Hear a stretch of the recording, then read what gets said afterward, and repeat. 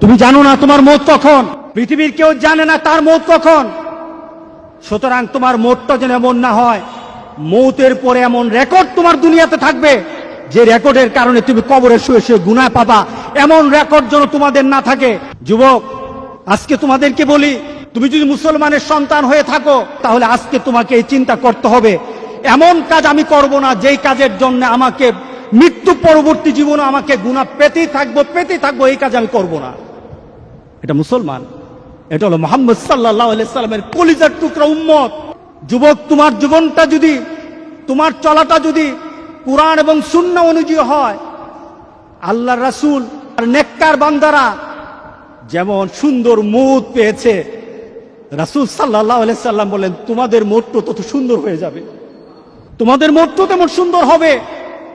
রাসূল সাল্লাল্লাহু আলাইহি সাল্লাম বলতেছেন তুমি দুনিয়াতে যেভাবে চলবা মৌতটাও তেমন হবে।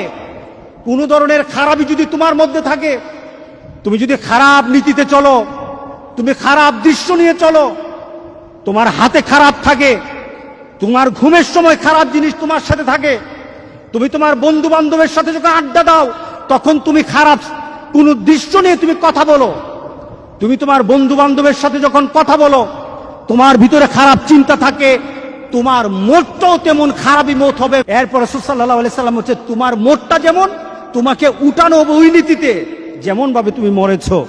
শুধু তাই নয়, কামা তুবাসুন তুহশারুন, যেমন ভাবে তোমাকে উঠানো হবে তেমন ভাবে তোমার হাসর হবে। সুতরাং দুনিয়া যেমন হাসর তেমন, দুনিয়া যেমন মত তেমন, দুনিয়া যেমন কবর তেমন।